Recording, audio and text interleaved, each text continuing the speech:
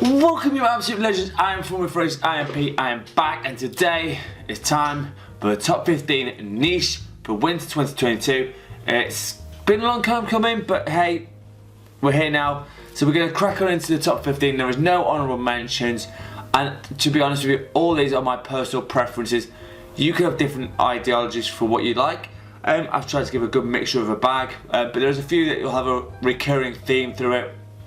But as always, we're going to crack on into number 15, and at number 15 is this little gem from the house of Jo Malone. This is Oud and Bergamot Cologne, and this one, well, quite frankly, it's kind of a fresh oud take. So it's got oud, bergamot, orange, lemon, and some cedar in it.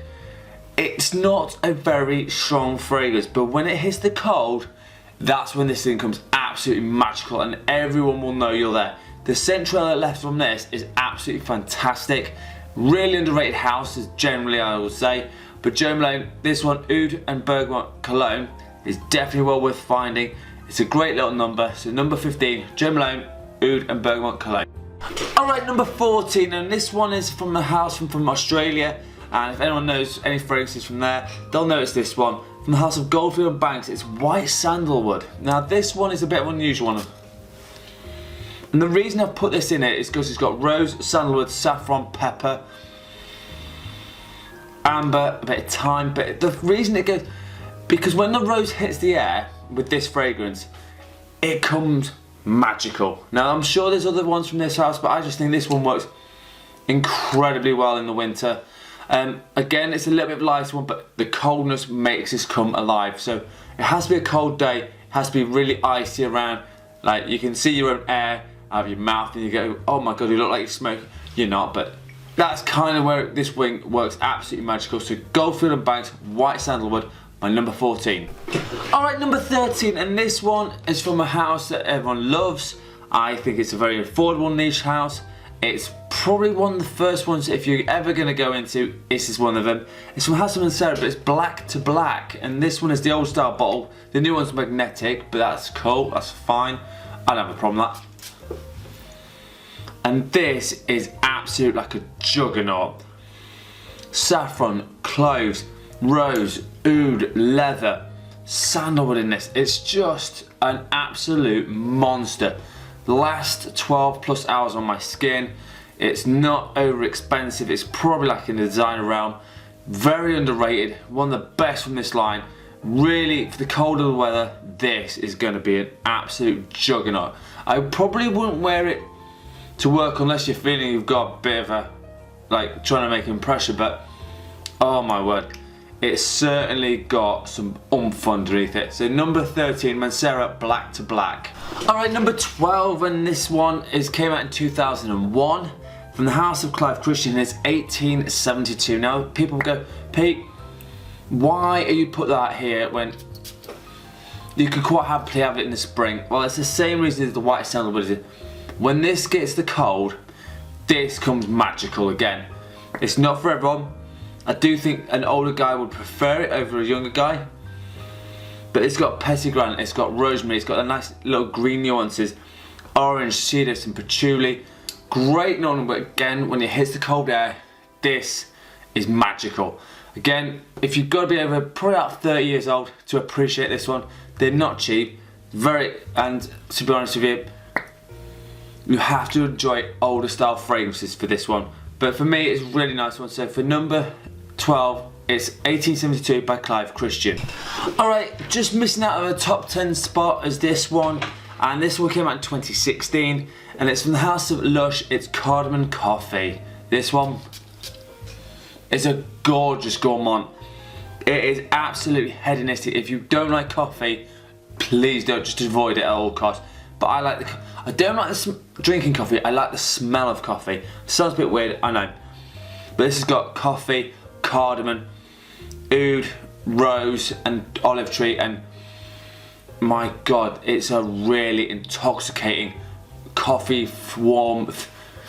It's very cozy, very alluring in the fact that most people do drink coffee, and this, for most people, smell amazing. So number 11, Lush cardamom coffee. Alright, just starting into the top 10 list now, and at number 10, this one also came out in 2016.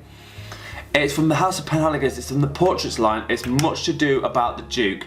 Love the bottles, I love the caps, I think they're really well done, well executed.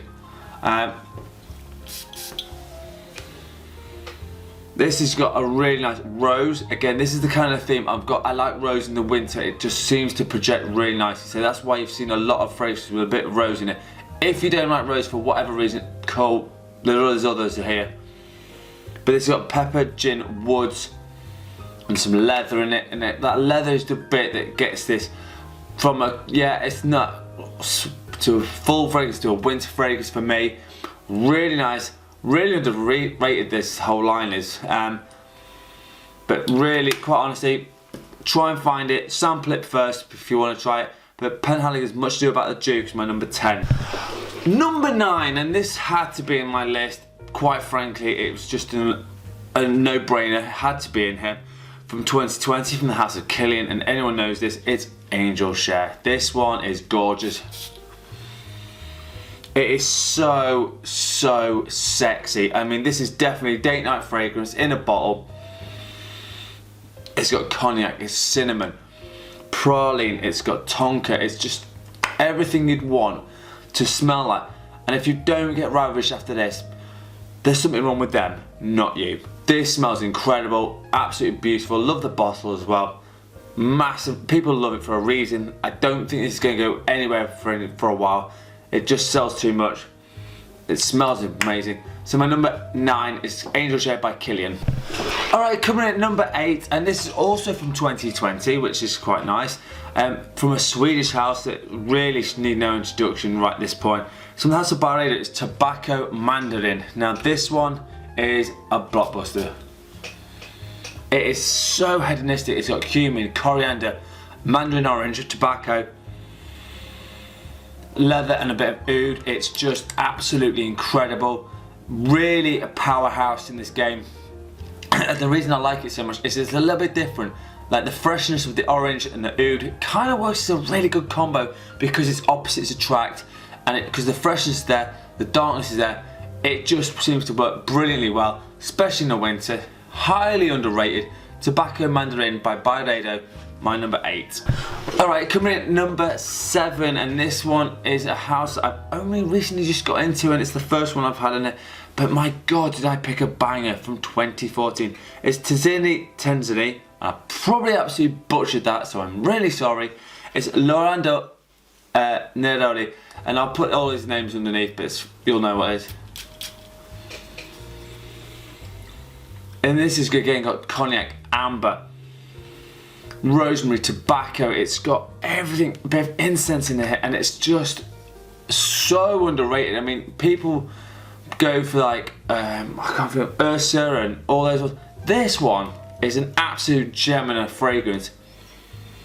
Honestly, if you wear this on a night out, everyone will say, "What are you wearing?" It's that sort of a mysterious type of scent that people go, "I don't know what that is." This is that sort of scent. It's an amazing scent, and this is the first one from this house, but I'm guaranteed next year I'll be getting some more of this. So that's number 7, Tenzini, Loro Neroli, and I butchered that, and I'm so sorry. Alright, just missing out on a top 5 space, and this one is from a house I'm absolutely obsessed with. I think it's an amazing house. Unfortunately, the owner has just decided to sell up, so I have no idea what's going to happen to their fragrances. From the house of Tom Ford, it's Oud Wood Intense from 2017. Like,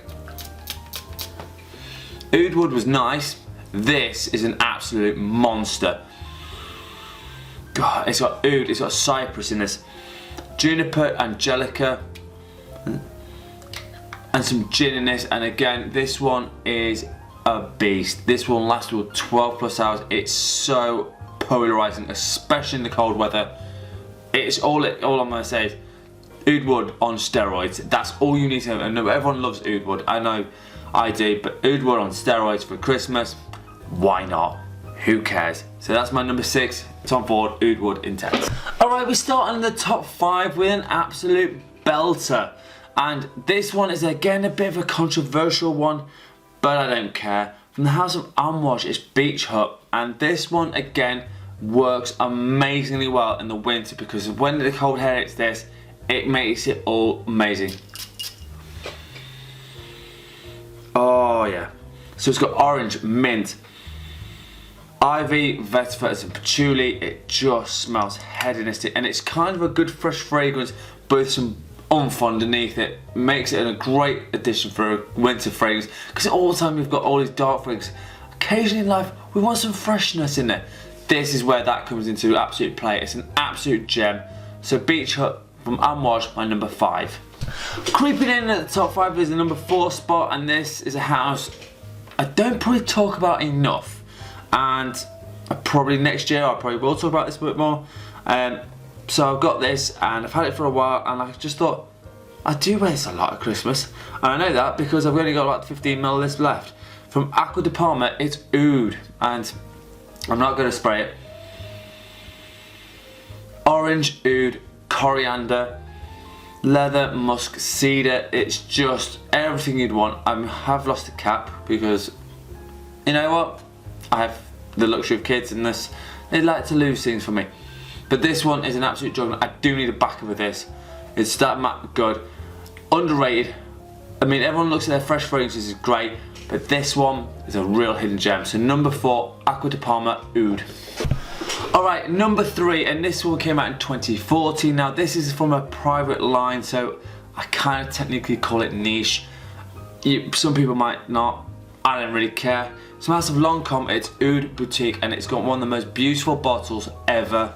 This one again, it's got oud, it's got praline, it's got vanilla, it's got rose, it's got a bit of saffron in it. It's a little type of Middle Eastern kind of vibe, but with a bit of playfulness underneath it, especially with that vanilla making it nice and sweet. It just smells amazing in the air. Really, quite frankly, everyone needs to smell this one, just for the fact it's so playful. It really is. It's one of those sort of playful things that if you wore it during the day, people think, why is he wearing that for? If you wear it in the evening, people's like, oh, you want to play, do you? It's that sort of mysteriously playful thing. Really great fragrance. So from the House of Lancome, Oud Boutique, number 3. Alright, coming in at number 2, and it only just got beaten out by a hair breadth. This came out last year from the House of Xerjoff. It's Decas 1861. This one, for me, is better than Naxos. And I know people are going, oh my god, did he just say that? Yes, I just said it, and I don't care. It's got tobacco, it's got benzoin, resins, musk, vanilla. It's just so good. Naxos do, Xerjoff do amazing fragrances, and this is highly underrated. Not many people are talking about this one, but people should take a notice of this one. This is an absolute belter. From last year, it's Decas 1861 by Xerjoff, my number 2.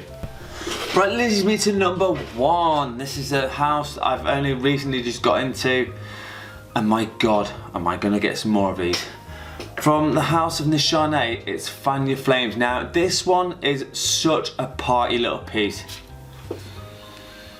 It's got that coconut rum straight off the bat, so straight away you're thinking, I'm in tropical fun fever. It is so underrated. Tobacco, some tonka, cedar, and some oak moss, and the oak moss makes it last a long time. Really fun, playful little thing. Honestly, Nishani, I am starting to really. I could have put suede to saffron. That's a great one as well, but I quite like this one. This is just a bit more fun, a bit more playful. But either of them two, that would have been quite happily put up there. So my number 1 is Nishani Fan Your Flames. So there you go.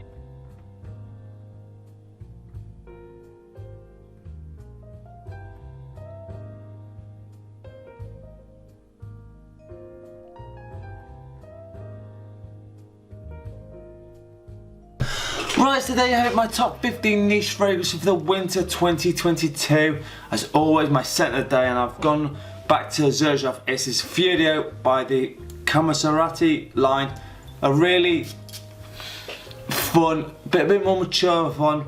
It smells kind of a bit like polo green in that sense. It's a bit of a piney kind of a vibe, but really a good fun fragrance. As always, let me know what your scent of the day is, and if you want a top 10 list, a fragrance review or a question, please hit me up. You guys are amazing, thank you so much.